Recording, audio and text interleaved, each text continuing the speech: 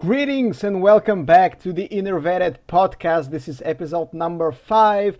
The day is May 11th. It's Monday evening as usual. I am your host Radoslav Nidrokolev, here to host another, what I'm hoping to be a great episode. I'm joined by some wonderful fellas. We have some special guests today on the show as well, but we'll introduce them as we in all due time. But first and foremost, our most regular guest and co-host, it's the Chief. How are you doing today, man? Not wearing black for once. Other than that, doing pretty good, I guess. Kind of liking the meta right now. Really am. You're kind of liking...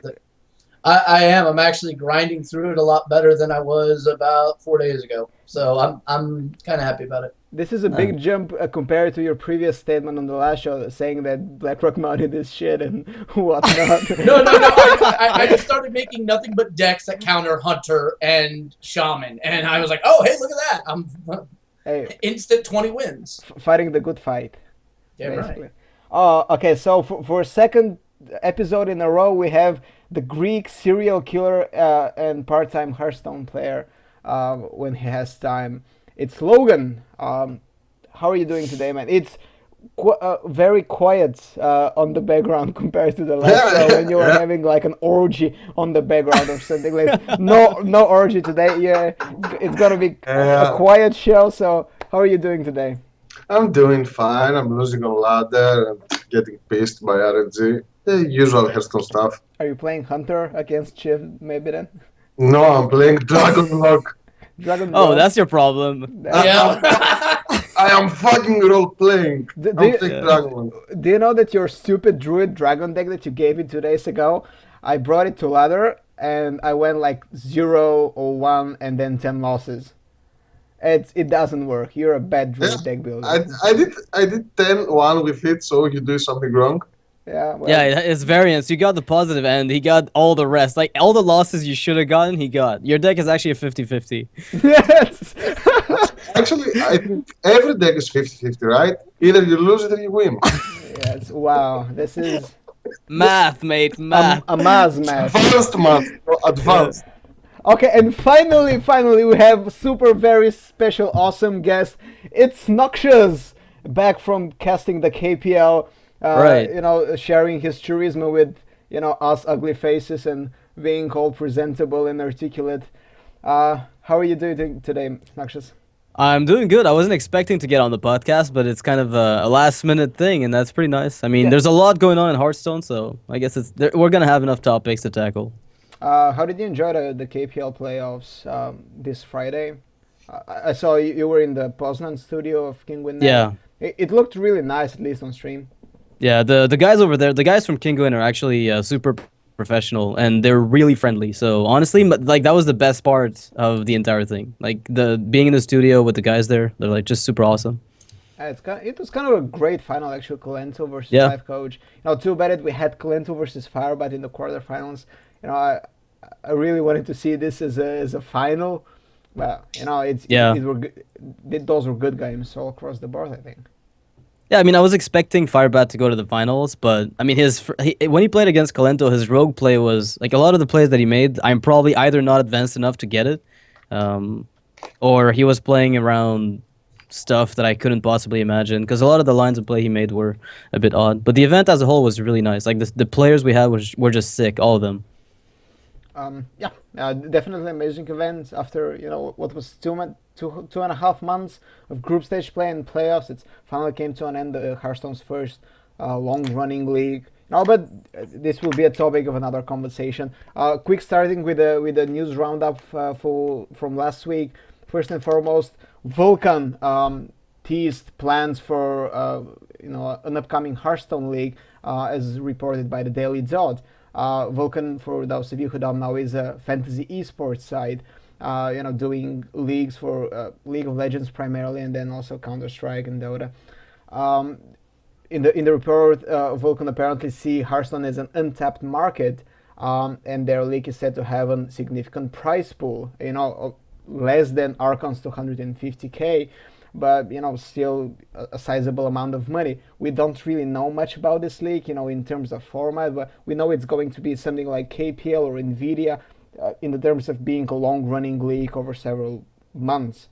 We'll keep you updated as more details come in, but at this point, this is as much as we know.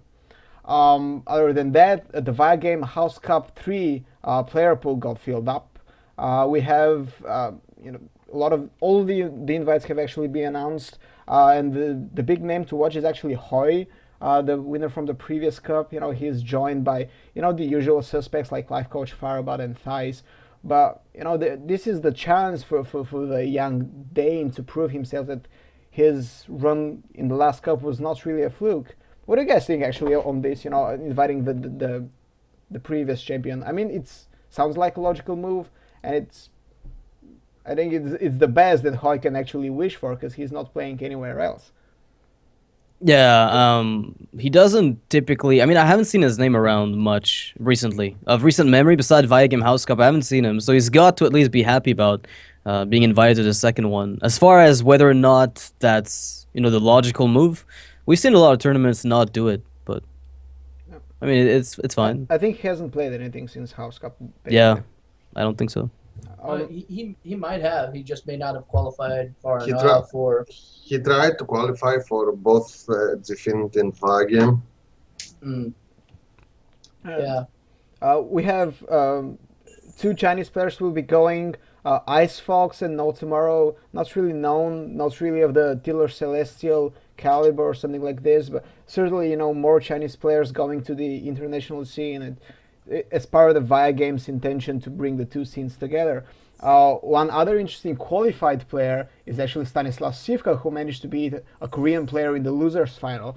So this will be Sivka's chance for back-to-back championships coming from this DreamHack victory. What was it, like three weeks ago or something? So yeah, we can also see if Sivka's championship at DreamHack was something random, or he really is growing to become a formidable Hearthstone player. Yeah, I think just by qualifying, that should kind of almost Yeah. solidify Yeah. that statement. You know, those are brutal qualifiers. Yeah. That was fucking hard. Yeah, Vigame actually hosted a Swiss tournament, 7 rounds. Oh no, 9 rounds. 9 rounds, man. Yeah, 9 rounds. Double elimination bracket of top cut 16. Yeah, oh my yeah. god, Yeah. So well, Nox, you know something about 9 rounds in a Swiss tournament? Yeah, that's something we used to run in my Mana Grind. Like Shiv was like hosting those tournaments and adminning them. You want to talk about long events that just don't seem to end. Like one set of players is taking 30 minutes and everybody ends up taking 30 minutes. It was crazy. Yeah, and Yes, the first qualifier was like fucked up because Blizzard had server problems. It started like 5 hours later and last till the morning.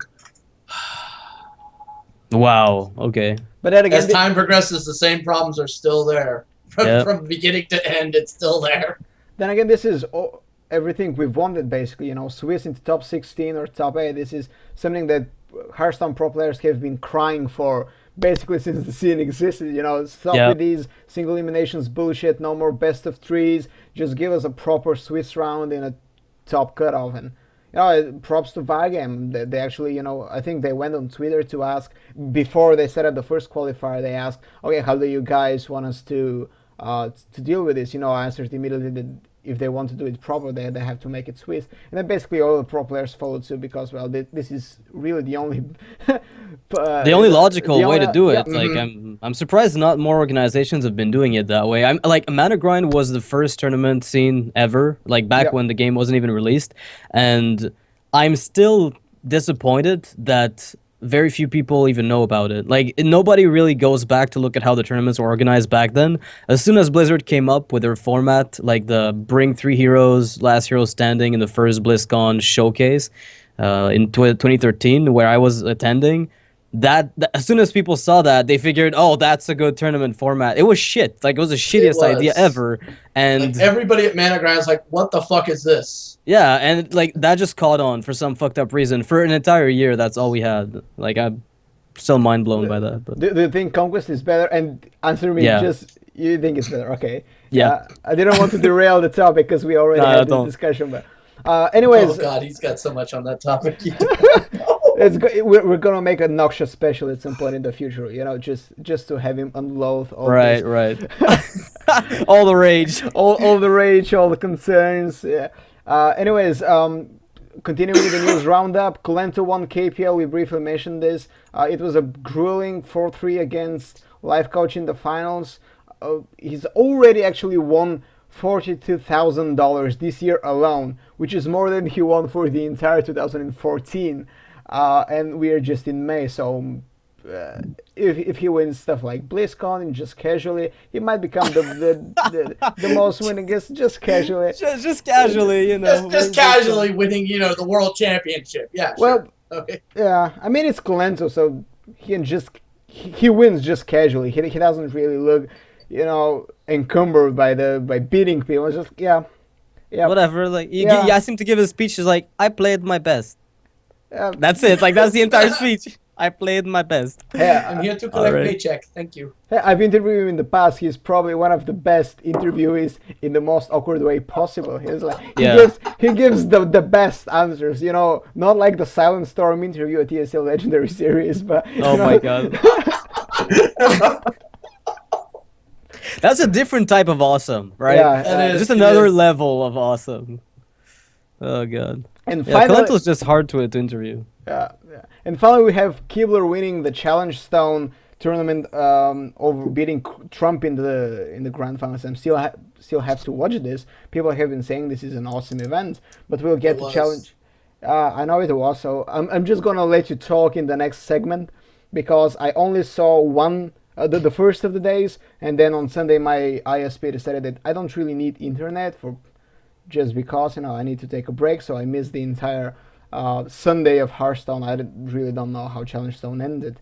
Well, except- unfortunately, Sunday is girlfriend aggro for me. So, I got to watch some of it, and then I was like, yeah, can I borrow your phone? It's like, you're not putting it on Twitch. No, I would never do that. Give me my phone. Damn it. Yeah. Because she's got the better I- data plan. So, I was in Poland and my internet was shit in the hotel and it wasn't even a computer, so like I had a laptop that barely could watch a YouTube video in 360p. So yeah, never mind watching a Twitch stream live. So I've But caught it some was games just- since I came back, but not enough to. I wish I could have seen more. I've seen like 4 games. You would have loved it. You would have loved the whole I'm sure. experience. I loved what I saw. So that alone is good enough. And I saw the deck list as well. So that was pretty intense. Okay, so moving on casually and Right. super fluidly into topic number one. The main topic number one for this week is Challenge Stone. Well, surprise, surprise, and we're gonna talk about more about restricted Hearthstone formats. In previous episodes, we've already talked about the ladder marathon that TSL organized.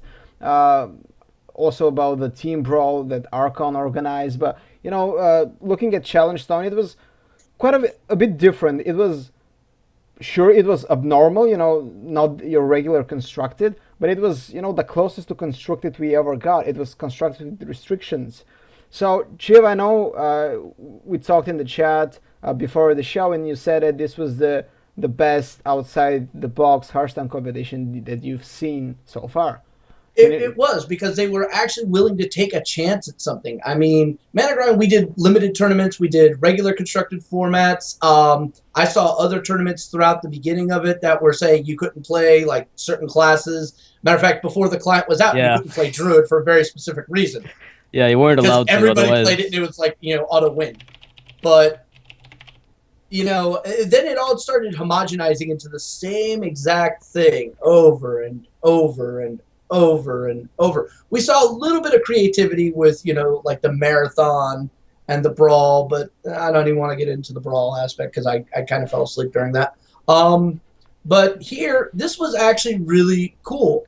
I really liked it because it required you to actually have some ability of reading what value was in the cards and also being able to combine that with some creative deck construction. And obviously the two best who ended up in the finals are people known for exactly that. Yeah, it was pretty intense for that. So you do you think it behooved it that it was closer to constructed actually? Not something wild and with crazy rules like you can only play like minions with beards or purple minions or only 3 mana spells, shit like this. Because it was a very how to say well designed challenge, I think. Yeah. It was a very well designed challenge. Because what it did essentially is it restricted cards like Big Game Hunter and Silencers, out of the metagame, and because they were you could only play odd attack minions, right? So not like the only class that even had silences available to it was Priest. And you're not gonna play Silence in the Priest. So no. What Creep and Rani and Temperstorm basically did is organizing this event, and is they changed the meta very very gently. I think we really saw a lot of decks in the meta game changing just by banning like a few cards. Do you guys think this is what made it absolutely interesting and compared to the other events that we mentioned already? I think so, yeah. I mean, if I look back at some of the older tournaments, the first tournament ever that had a rule altering like this was the limited format that we used to run. No epics, no legendaries. Oh. So it's a big change in a way, but at the same time, you still have functional decks. The core tools of classes still remain, and I think that's still true in the format that Krip and Rania came up with. And it's interesting to look at it because the creativity really shows as soon as you see it. And you don't feel like the decks you're looking at are just gimmicks, right? As you mentioned, the no beards or just female cards or whatever. Like it would be doable. It would be fun, but I mean, it's going to be ridiculous because everybody has the same, efficient female cards. Like they're all gonna run the same, crappy cards, and it doesn't give you a lot of. Yeah, Noxious, your microphone. Nox, Mike. You muted your mic, dude. He muted his mic. And he continues to talk. This is fun. Okay, so I think we lost Noxious for a minute, but Logan, how much did you saw from the event? Oh, wait, actually, yeah, he's restarting now. Okay. And I didn't watch any at all. I was playing some LAN tournament, but I saw the deck list afterwards, and I think Brian Kimbler, maybe he's not the best Hearthstone player of all time, but that fucking guy is a genius. Seriously. Yeah. Speaking of Kimbler, he actually wrote a blog on how he won Challenge Stone, and he basically had several steps coming into the tournament, he wanted to identify the good and bad cards. Mhm. Based on this, he identified the metagame, and then having identified the metagame, he decided how to counter it and how to fit into it. And because he knew that there will be no silences, there will be no big game hunter, he expected a more slower meta. Also because cards like Leopard Gnome and Abusive Sergeant, those 2 attack minions for 1 mana, they're basically banned, and you cannot play Face Hunter at all. Yeah. Because you cannot also play traps, you cannot play Mad Scientist, so these fast decks were out of the meta. So, and Brian Kilber, for those of you who don't know, in Magic the Gathering, he's famous for reading the meta. This is how he's become champion several times.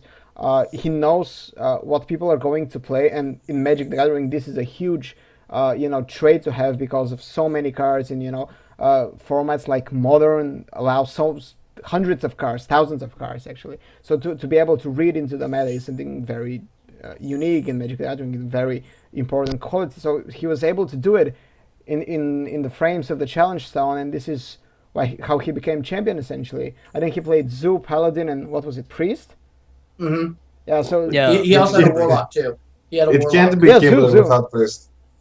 what? I think Kibler. I think loves Priest because for Magic the Gathering terms, his Priest toolset is so good, so he considered it to be one of the best classes. Yep. But it doesn't work that way at Hearthstone.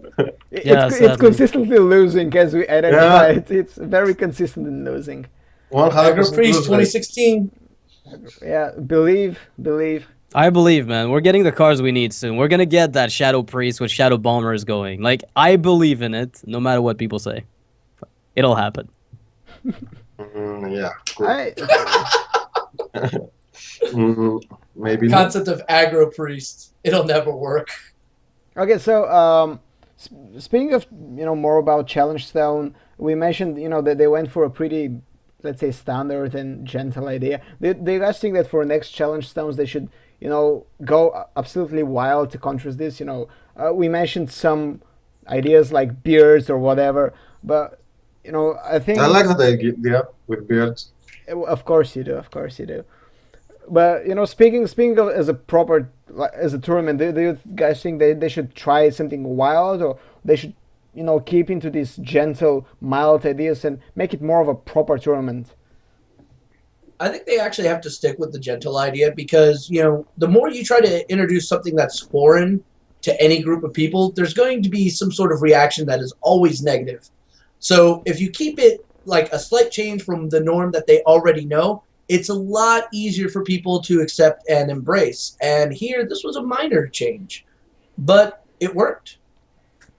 So I think, they have a lot of room. There's a lot of different formats out there that they could possibly do.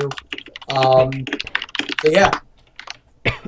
Yeah, I mean, it's just if they go too wild, like as we said, it's going to limit what people can really do, right? And then it's gonna make the tournament very boring. It's gonna be like if they change the team every time, at least it's gonna be fun. But you can't have like a 2-day long tournament with the same like pool of cards. Like it's fine if you do like a 30-minute brawl with like just play female cards. But if you've seen the same crappy female card decks for 2 days, it gets dull, I guess.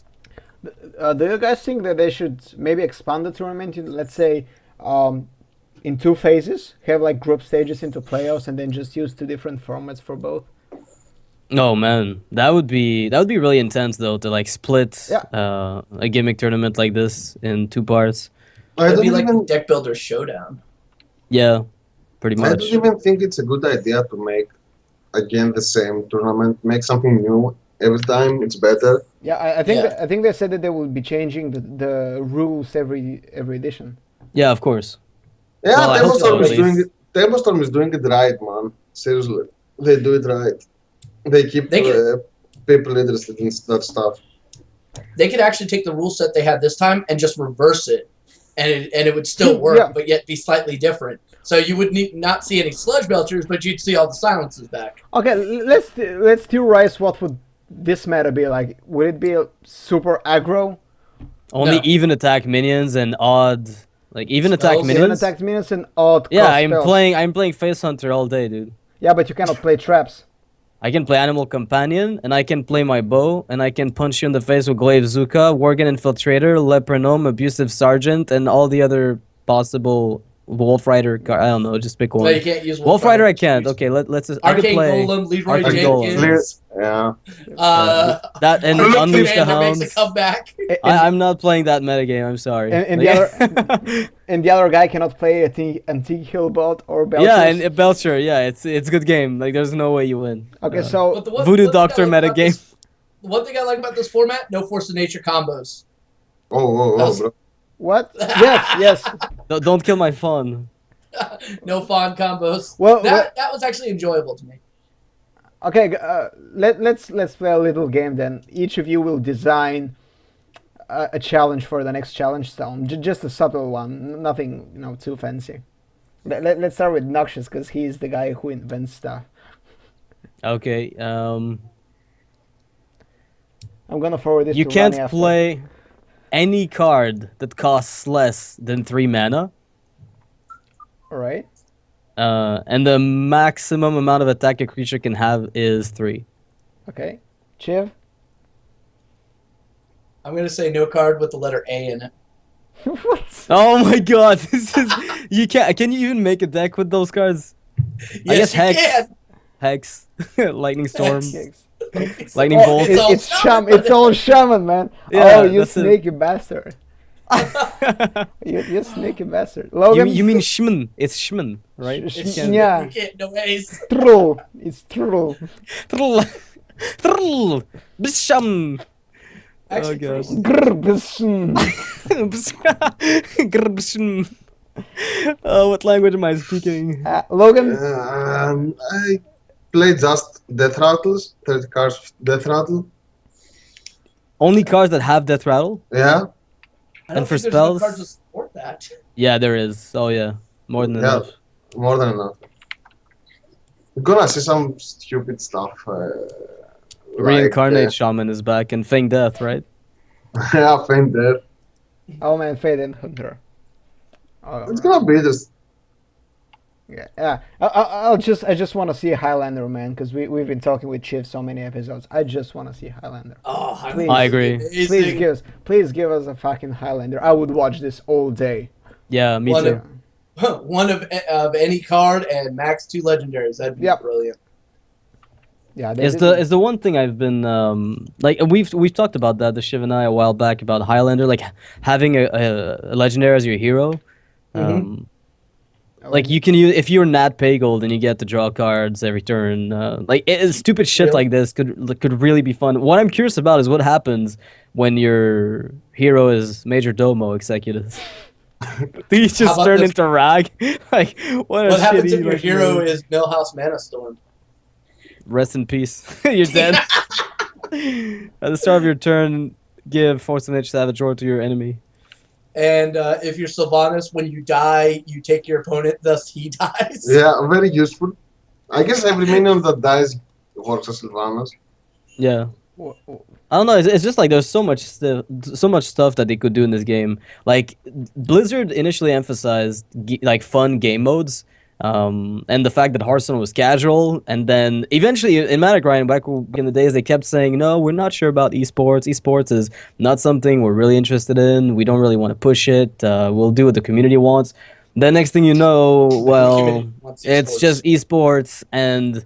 Now Blizzard has completely surrendered their initial philosophy to the point where we have no actual casual mode. Like casual is practice. I mean, That's it. they should have known because every Blizzard community has pushed its game into esports. Exactly. This is They all- should have figured it like, out. It's. I mean, I think people actually tried doing tournaments in Diablo 3 when there was no PvP mode. Right. I remember I that. remember People used to this. track ladder and stuff. Yeah. No, yeah, ladder, and what they would do is they would enter a brawl with just white or blue items, and they will just brawl to mitigate the gear check.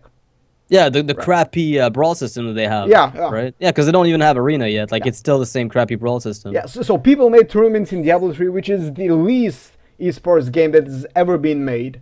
By Blizzard, yeah. Yeah, and you have to see that if card games like Magic the Gathering have become competitive sports, or write competitive games, Hearthstone Yeah. would definitely become one. Because Of course. you're pushing it to so many players, and you know how Blizzard fans are. I'm just surprised they didn't see that coming. Or if they did, they were very cautious about letting us know. Because they kept saying that they weren't sure. They didn't seem certain that it would have any appeal, and it's not made to be that type of game. I think Um, I think it's mostly just an insurance move. Like if it Yeah. doesn't become esports, they say, well, we didn't want it to become esports in the first place, and if Yeah. it becomes as it did now, it's like, yeah, well, awesome for us, awesome for the game, you're awesome, and everything is awesome. Now Yeah, we put and Dr. Boom in GVG to keep you buying them packs until we nerf him, about 17 Yeah, months down the when line. is that coming? When is that Never. coming? Seriously. Never. I don't think he's Blizzard- going to get nerfed now at this point. Yeah, Blizzard believes it's a balanced card. yeah, Yeah, I mean, it's got 2 boom bots on each side, so it can't fall over either way. definitely. Yep. Yes, that's a balanced card, and It took them like Tickmaster 6 wasn't. months. I, Took them like 6 or 5 months to nerf Undertaker. So we Yeah, but they understand. said 2 weeks before the nerf, they said, we have no plans to nerf Undertaker, this card is fine. And my jaw dropped. I was about to actually delete my collection when they said that. I was on the verge of just remember punching this my thread. monitor and break everything. I was with Shiv on Skype and I was freaking out so hard. I thought I woke up probably the entire fucking neighborhood. I was crazy I don't mad understand. that day. It Well, seems I love like Nox fine Rants. I card. laugh so hard. It's so fine card. Well, while we're Yeah. on the topic of Undertaker, I need to shoot a shout out to Storex, my colleague, who's usually on the show. Like he was writing a article at the time about why Undertaker should be nerfed, right? And he wasn't, just going on a rant like, "Oh, this card is shit." He was actually pulling a math about the percentages of how big Undertaker can get by turn 2 or by turn 3. Showing why this card is problematic. Why is this causing problems? Yeah. Having a list of detrital medians, a deck list, whatever. So he puts a lot of time in this, and we're going to publish it. At some point. I go to the mountains with my girlfriend. We're planning to publish the article next week when I come back. I open my iPhone and I see that Undertaker has been nerfed all of a sudden, and now we're Storex has an invalid article, and I'm like, shit, I'm missing all the fun. So like, what is happening? So I think this was the most surprising nerf ever in Hearthstone. Came out of nowhere. Nobody saw it it coming because come they out kept of- saying the opposite. Yeah. It came out of nowhere, but everybody. I think this was one of those nerfs that, as much as Blizzard didn't want to do it, they had to do it because nobody would stop talking about it. Yeah. It was like, I'm yeah, pretty- Undertaker's broken. Yeah, They've been but saying it since it came out. Boom is fucking broken as well. Well, I guess the problem with Undertaker is that every aggro deck had to be Death Rattle. Whereas Yeah. Dr. Boom can fit in control, it can fit in mid-range, it can be No, played in more actually- aggressive zoo decks. Actually, it can still Dr. fit. Boom, it's so good, and it's like profits on mostly the mid-range temp. The board presence decks that everyone playing mid-range decks at the moment. There is no control, literally no control. Yeah, I know, there's no Yeah. control. We have combo or combo that can one-shot you from hand. Mid-range is also pretty much gone, by the way. I don't see much of it. It's either combo decks, like Freeze Mage, Grim Patron War, or you have Zoo and other, tempo decks. But control and mid-range are kind of, Yeah, the kind of problem, weird right now. the problem is fucking Dr. Boom, because even if you're ahead on board and stuff, he can just if he draws Dr. Boom before he plays at 10-7, it's like a 7-7 body and 2 small flame strikes to kill your mobs. Yeah, I mean, what it does is Undertaker warps the metagame. Doctor Boom warps every game you play. It comes on the board, you're like, oh well, let me just try to play around this. Let me try, and if it doesn't work, well, that's too bad. This is a card that single-handedly brought Big Game Hunter into the meta. Yeah, And because Yeah, it Big did. Game Hunter is now in the meta, other cards cannot be played. So Dr. Boom is actually hurting the meta game on several different levels, not just Right. because it's a strong card and not Yeah. because it's derailing topics into Baby Rage, Dr. Boom imbalanced Baby Rage, which is now the topic of this derailed podcast. But All I gotta say is we don't see Ragnaros no more. That's all I'm gonna say. you don't want to see wild growths. No, I'm saying we don't see Ragnaros anymore Oh, because Ragnaros. of it. Oh, Yeah. No, actually, the smart people play both of them, so Yeah, they because have the to. first one dies and then you get the second one off, right? Yeah. Yeah, which then gets taken by the damn faceless manipulator that everybody's running now for some odd reason. I play a War Golem with 2 Wisps, and then after I've done that and they BGH my War Golem, I play Doctor Boom, and then they say well played, escape concede, every time. Easy, easy. Easy life. Escape concede is the best thing Yeah. ever. It's Best the move, man. Yeah, that play, Prep that coin, play. prep coin concede. Anyways, let's move on because I think we can talk Right, and go. run on Dr. Boop for like 2 more hours. Derail. And I haven't even started, you know. And but anyways, moving on to a more serious topic. It's going to be oversaturation in esports, and is this the 2B danger for Hearthstone? So, a small intro monologue for myself to ease you guys into the topic and why we're bringing this all of a sudden.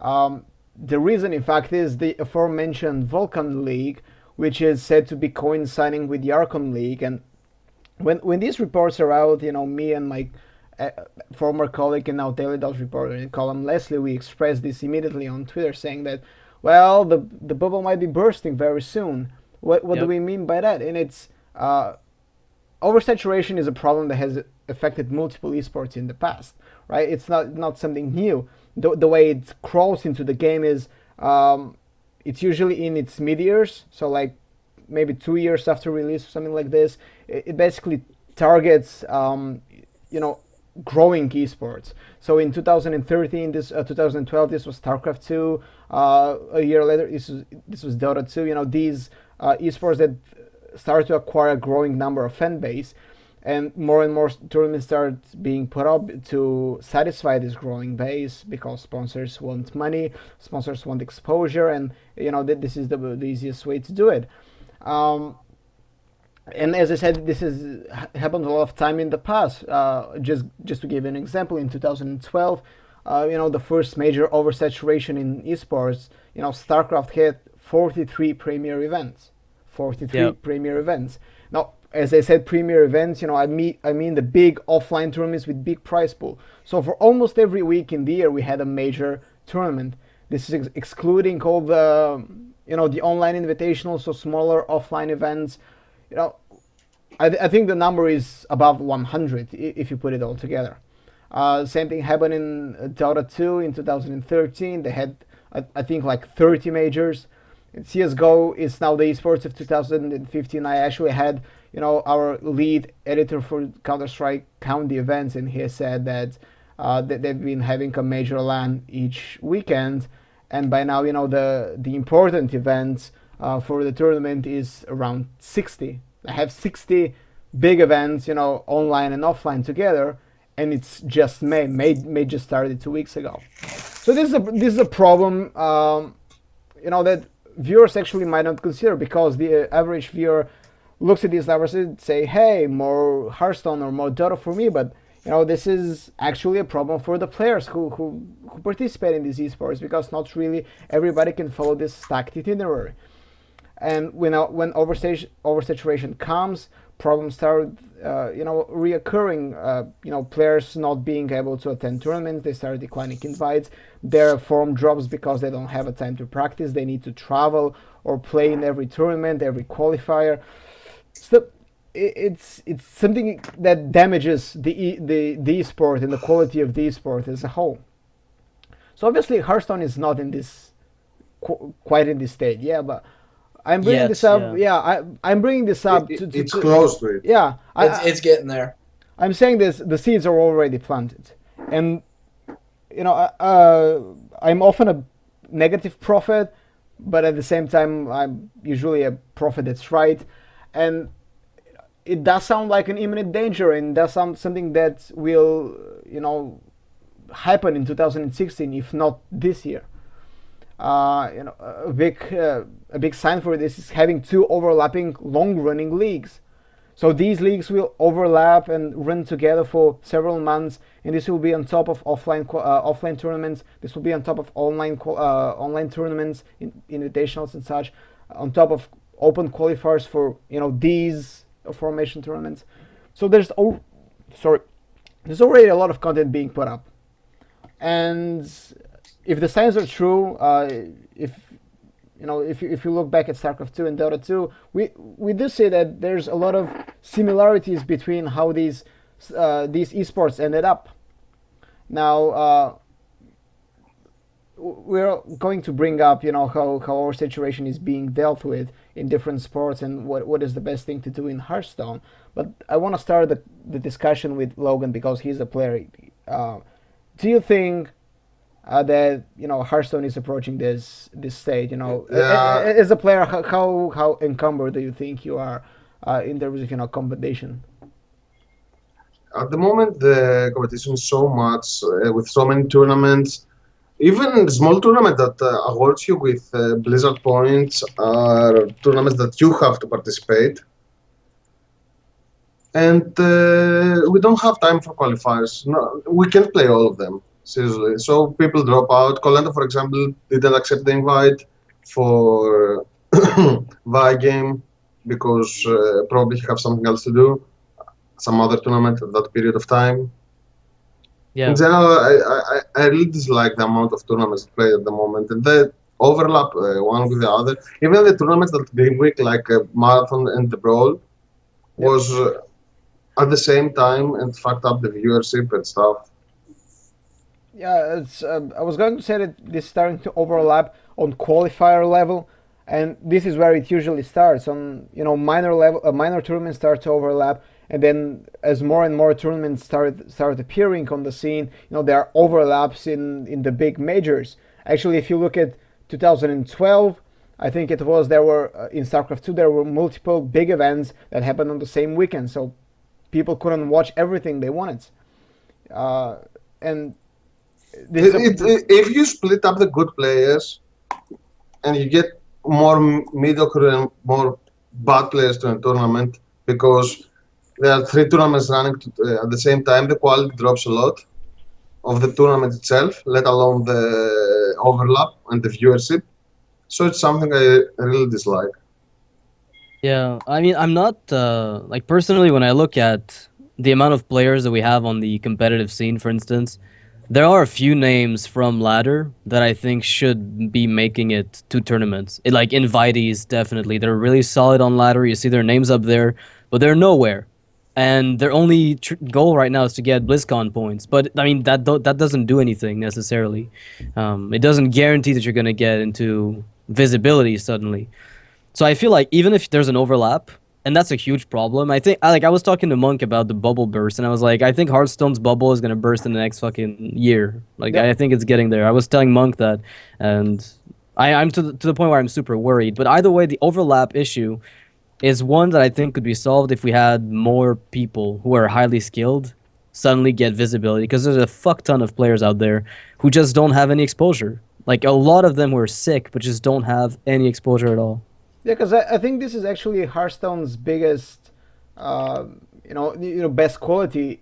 It has a huge pool of players just because how Right. easy it is to get into. Compared to StarCraft 2, Dota, CS:GO, there are a limited number of players in teams because the games are so fucking hard. But Hearthstone, everybody can get into, not necessarily become a god like Colento or whatever, but certainly play on a decent level. And this actually helps maybe mitigate the overlap and saturation because sure, some top players will deny invites to tournament A, but their players can easily be offered to somebody else because there are so many good players, as you said, Nox, that are not getting exposure. They're not getting invites. Yeah, to be honest, that's not gonna go to some people with following instead of good players. That happens even now in invites. Yeah, I hope like KPL season 2 is where my hopes lie at the moment. I just like I know it's it's maybe a bit biased, but I hope the qualifiers that we get for season 2 are gonna bring out like new names to the scene, and not like I don't want to be negative, but I hope the qualifiers really put up 10 new players in KPL that are sick. Like I don't want 10 people who got there on Face Hunter coin flips, and then they hit the league on season 2, and they end up not being half as good as you'd hope, It's and then like you get bad matches because they're 0-9. there. You know what I mean? Like Yeah, that's yeah. the last thing I want. It's so easy sometimes. Well, it's so easy. It happens that you get positive variance in a qualifier, and then you end up in the league itself, and the consistency is just not there, and that's something I'm really worried about. So I still have hope. Chiv, what about you? Talking about strictly about the saturation. Yeah. We're gonna hit a saturation point because everybody wants a piece of that pie. They really do. Because again, this is a money making thing. All right, these tournaments are happening. Sponsors want to get their products out there. People want to get paid. We're gonna see more of it. So when you see pro players actually turning down like an invite to said tournament, they're actually looking at the bigger prize. Like, okay, if I go here, then I can't go here, but I can make more money if I go over to here, and then I got to worry about transportation. It actually gets to become, well, a clusterfuck. Period, point blank. It gets a clusterfuck. Matter of fact, and I wish Skim was here for this because he could actually verify this. I know that there were a lot of problems in some of the MOBA events where people would actually have like the specific pathing of where they wanted to go for what, live events, and Based a on lot the of these money? other events. Yeah. And a lot of these other events basically got like no kind of pro player support, nothing of that nature, or not the high quality that they were hoping to pull.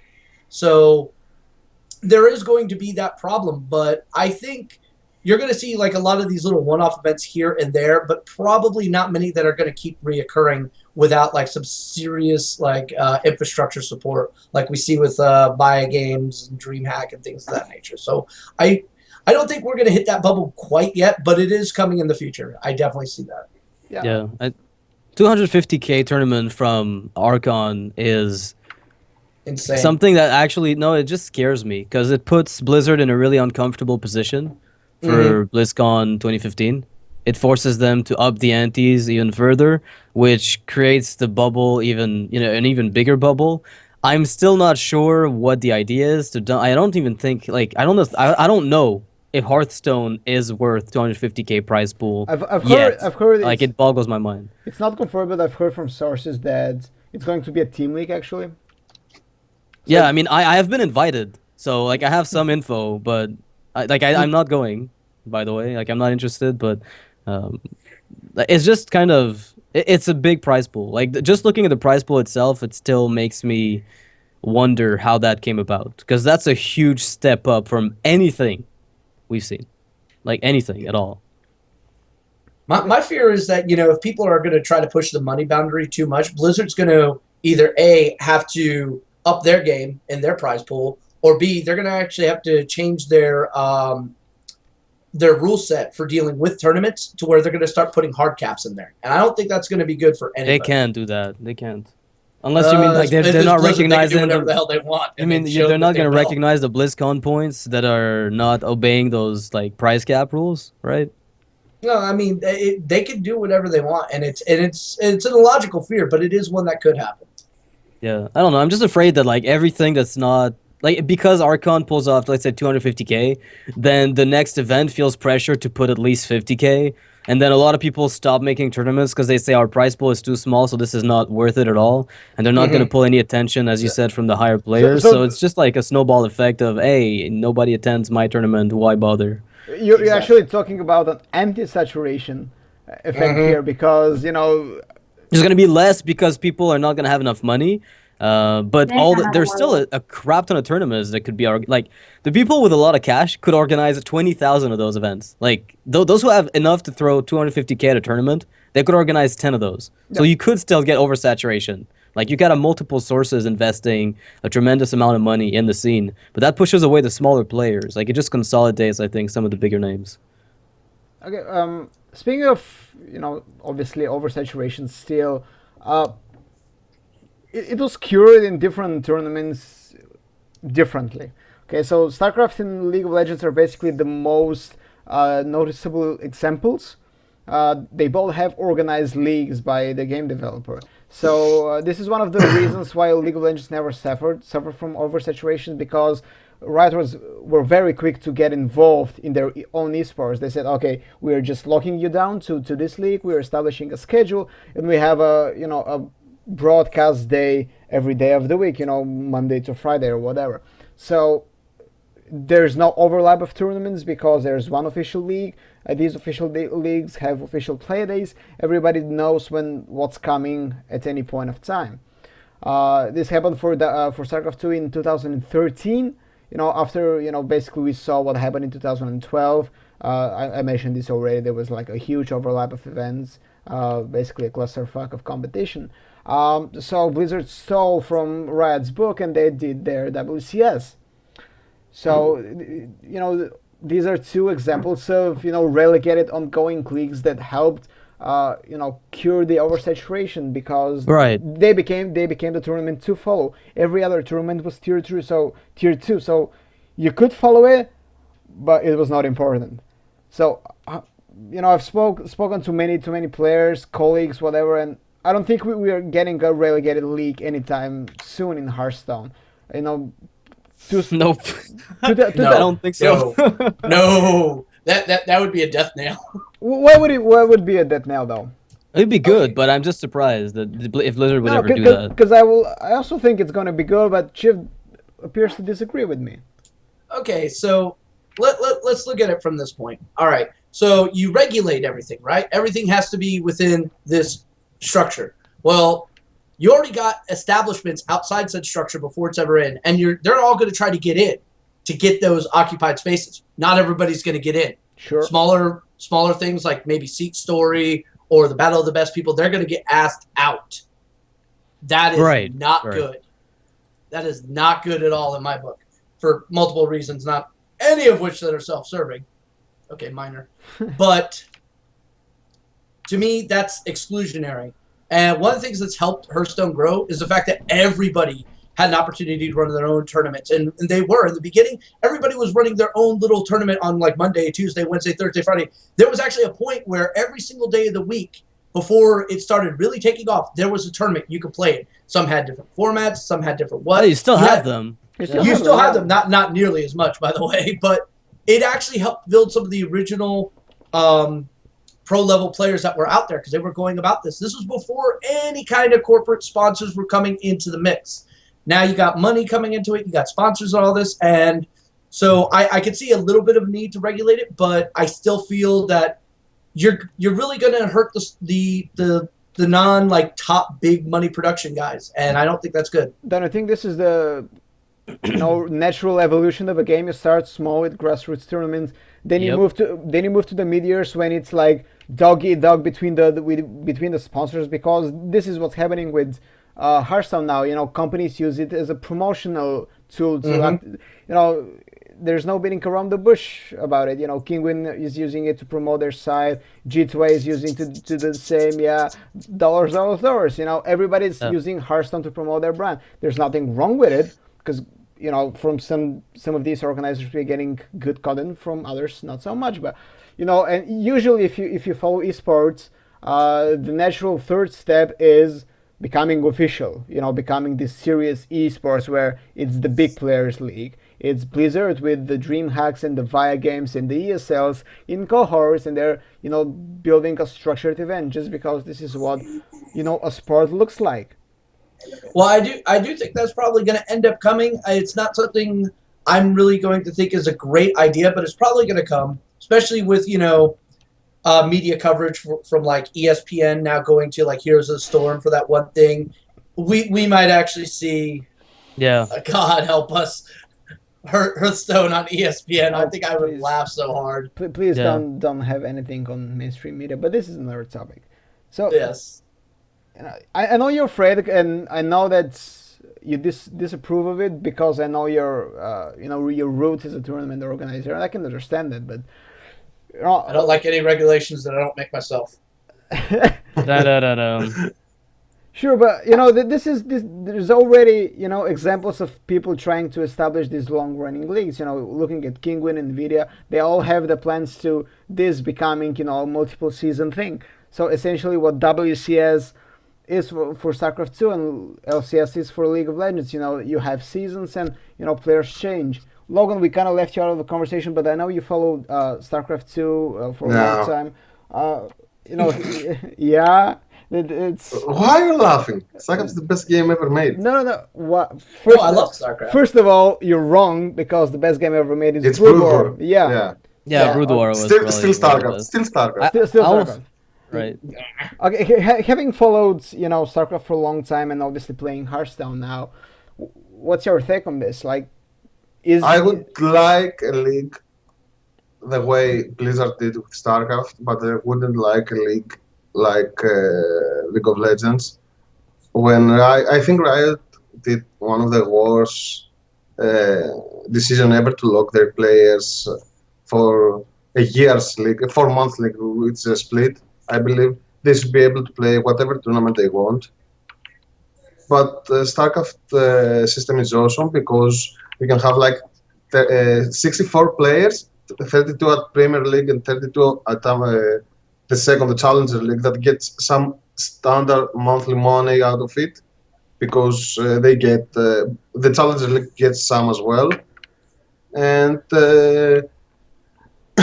in a huge tournament you will see new players as well because not everyone gonna be able to travel from these people because they either play their mods or something like that.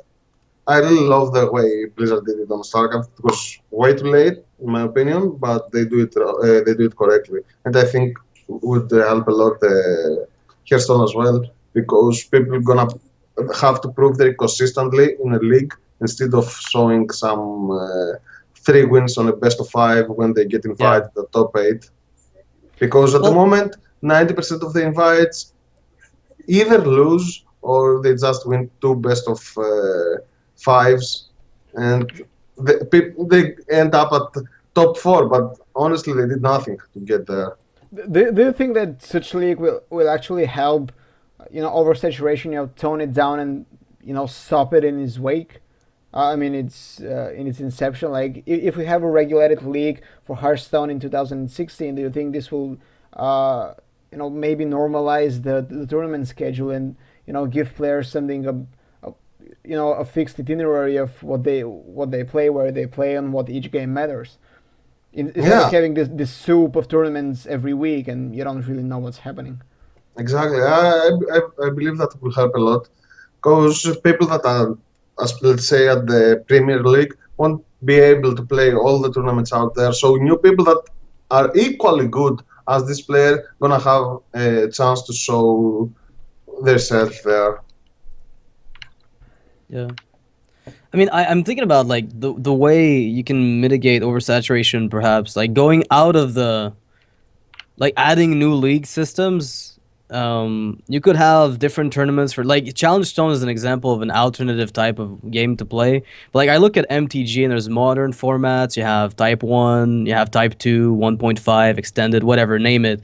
And that means that you have subsets of players specializing in different meta games, I guess. So I get like if you look at Hearthstone, let's say 1 year down the line, if they go for like 3 months, a new expansion's run out. I don't know if they plan to do more adventure modes where you wait 3 months for 30 cards, which is really exhausting as a player to go through this, like the wait, the stagnant meta game after like a month and a half of playing. Then you wait 3 months, you have 30 new cards that are released over a month and a half. I don't know if they're gonna do more of that stuff, but if they do more GVG-like expansions with impactful cards, that could create an incentive to have new formats. And I like Challenge Stones for what it did because it showed people there's more than just a full-on the full package that you can exploit. You can make a limited league, a league with just commons and rares. You could make specific leagues with bans, but I wonder if Blizzard is ever gonna, if people will catch on to that, and if Blizzard will ever support those incentives by adding, let's say, in-game tournament lobbies with specific restrictions you can add yourself. Like, that would be really cool. I'd love that. I don't know. It's very broad.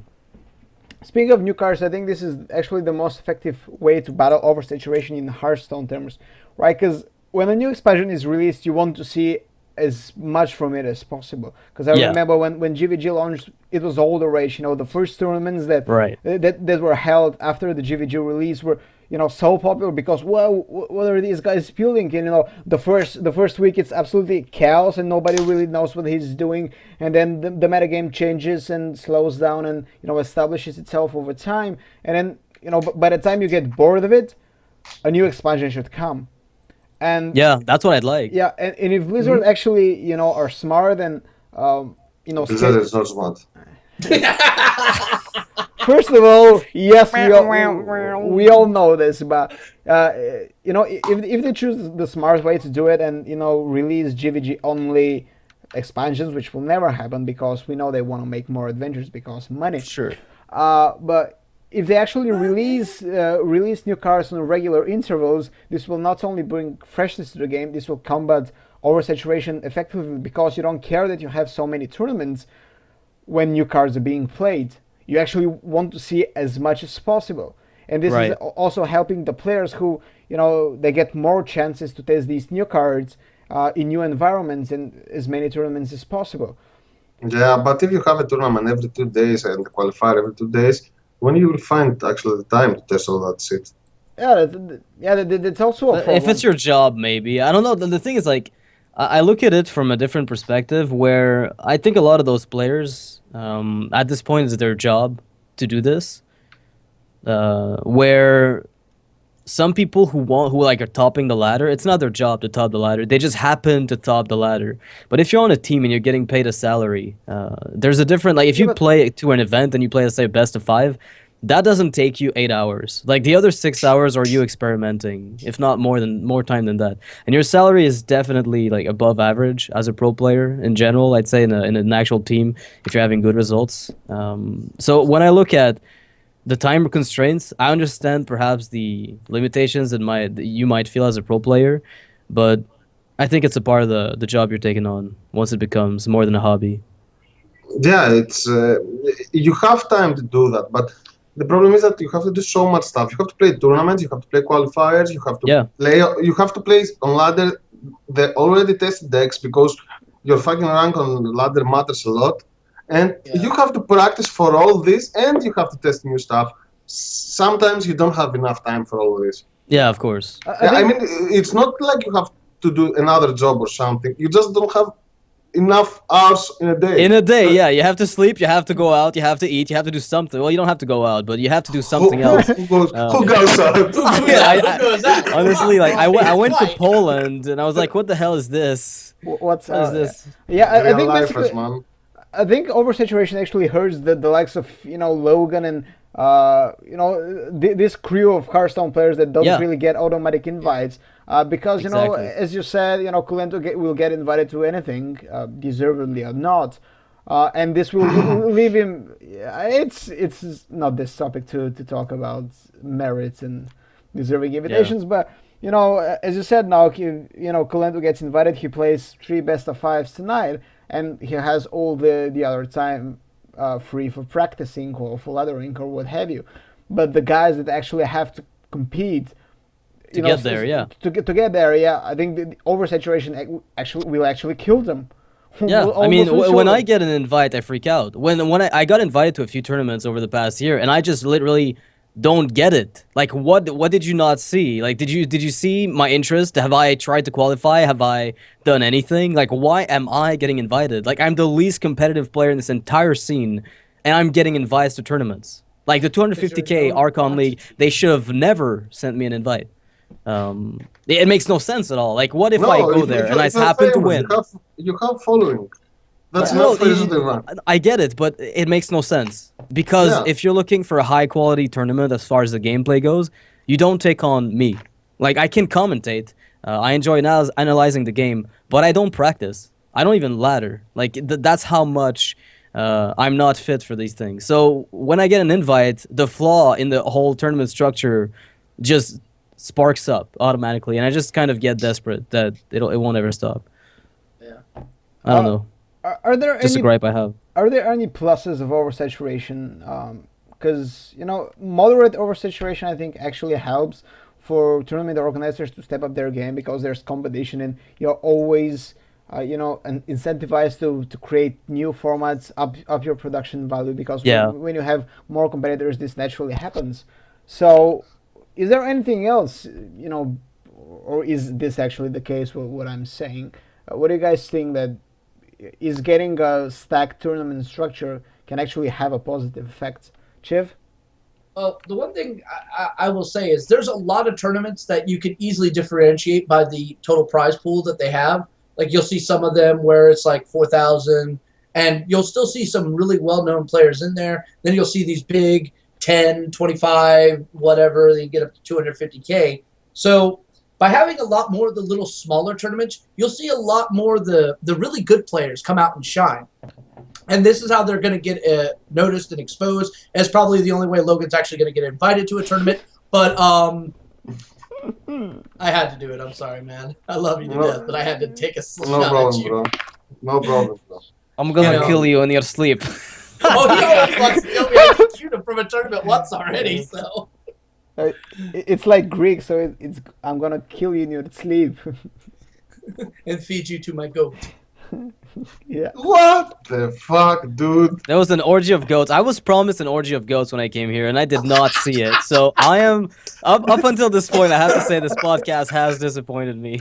I asked Twitch and they don't allow me to show you that. Okay. This will be off stream when the kids go. All to right, bed. that's good then. Okay, As soon as we turn it off. But Chu was talking. Yeah, go ahead. But you're going to get a lot with more of these little smaller, like 2 to 4K tournaments. You're going to get a lot more exposure to the guys who are really trying to make a name for themselves. All right, and these bigger, huge $25,000 ones, yeah, they've got these open qualifiers, but that's a very limited spot. The likelihood that these guys are going to make it in there, statistically, it's going to be weak. All right, but by having more smaller tournaments, then these up-and-comers really get a chance to possibly make it in there, get some exposure, and who knows, get in a team, get some contracts, get some money, or maybe just end up becoming the next big, huge superstar. So, I mean, that's the one positive I can find from Oversaturation. But at the same time, does that positive outweigh the negative? And unfortunately, no, it doesn't. And I really can't justify it beyond that. Yeah, I mean, trying to figure out like the positive of oversaturation. I like the point of oversaturation is that it's oversaturated, right? Like by definition, it can't be good unless you're looking for redundancy, and maybe that's the issue. It's like you have too much redundancy where it's always, and it's not like the meta game is different from tournament to tournament. It's like you have a pocket of meta, generally speaking, on the same day. You look at both tournaments are running pretty much the same decks very often, unless the format is different. So unless you have different formats, I don't think having many tournaments at once is relevant. Like I just don't see it. I think we can actually say that oversaturation is obviously bad because it has negative overtones, the word by itself. But Hearthstone, being a card game and having a larger player pool, it can actually get more saturated than any other traditional sport in my eyes. Because metagame in StarCraft 2 doesn't change very often. Well, metagame in Hearthstone changes with every expansion. So, and as we said, there's so many more players compared to StarCraft 2 and Dota 2. The accessibility, that's definitely a big plus for Hearthstone. Is like StarCraft 2 to start being good, you have to play like an entire year to get to like Master 1, and then you start learning the game. Yeah. So it's kind of like almost like I played for 1 month and I got to Diamond 1. And I just freaked out. I was like, "There's no way I can get hired like to Master 1 without spending another 11 months on this. Like, it's a waste of my time." Yeah. Okay, guys. I think we can bring this to a wrap. It was a nice discussion. We're gonna see what will happen to Hearthstone in the next year. Because as I said, I'm pretty fairly sure that there will be problems coming in 2016, considering the number of tournaments that are going to happen. For once, I hope I'm wrong in my prediction, but I don't really think so. Unless the tournament organizers sit on a table together and discuss together and figure a solution. But this is not really very likely as well. Leading out. Doomsayer. What? The end is coming. You're such a doomsayer. Did I miss it? Yeah, it is true though. Like, and I think you've got a really great point. Okay, so closing words before we wrap up this podcast. Let's start the other way around with Logan, who spoke the least in this podcast, I think. So giving him the first right to close. Oh, no. Thanks for having me here for second week in a row. And that's all. That's all. Yeah. You can find me at Logan _ Hearthstone on Twitter. You're still looking for a team, right? Yeah, I had some offers I'm considering now because I get some teams really need people to compete on Archon League, but they don't have enough people and stuff like that. Nice. Oh, Well, Take it, mate. You should start your own team. Goat Orgy SK or something. SK? What? I don't Go know. to Orgy Go. Just go, like straight up. Yeah, there you go. HS Go. but It's like nothing's sure yet. I'm gonna see next week. it's like G2A but go to Orgy or something, right? Oh my god, you fucking faggots, Well, all of you. well, Get in there and fight, faggot. Faggot! Fucking faggot!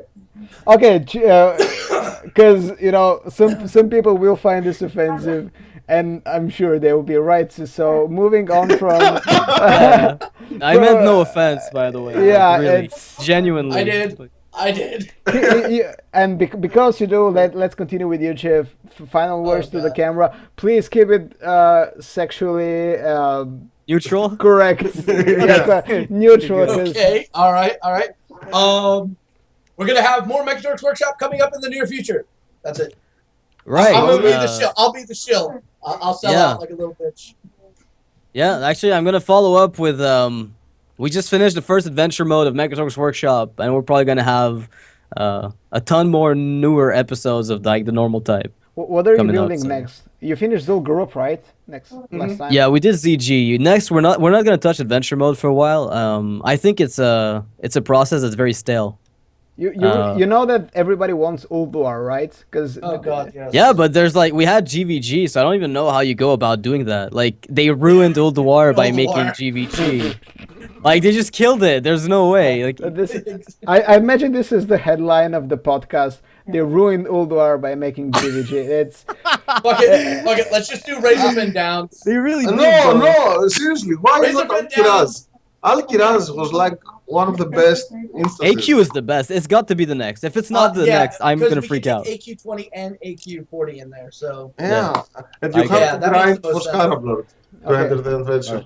So okay, closing guys. words, I guess. Let's get Ankiraj in here, Blizzard, please. Please. So I've seen that the chat is asking where they can watch the rebroadcast and recording. This will be posted on GoSoGamers.net. You can find it on the YouTube channel GoSoGamers, and there's also on SoundCloud. You can subscribe on iTunes. Just check in tomorrow morning. There will be an article with all the links you need to follow to get the podcast, subscribe to it, and get our beautiful voices on your phone, computer, or whatever. Best to listen it in audio because then you don't have to look at us, especially Logan. But What? I'm just kidding. I love you, buddy. But this was all from the Innervated episode number 5. Thanks to Logan, Chiv, and Noxious as special guests for coming in. You can follow them all on their respective Twitters. You can find me at GGNidra and my work at GoSoGamersHS. These are both Twitters that you can see me tweeting and being offensive about stuff, especially on my own personal accounts. Not going to talk about faggots as much as Noxious. God damn it! What have I done? Oh yeah, you're just out there. Fortunately for you, this is the politically incorrect podcast of Hearthstone, so we don't give a fuck. But yeah, this was Innervated episode 5. We will see you back next Monday. I don't know what the topic will be. I'm sure it will be amazing because we only have amazing topics and serious discussions about Yeah. sexuality. And goats, yeah. Thank goats. you. Never And forget goats, goats. and goats, yes. And goats. We will have goats. Oh, I have to find some goat for the next episode. This is a must. But anyways, thank you for watching. See you next Monday.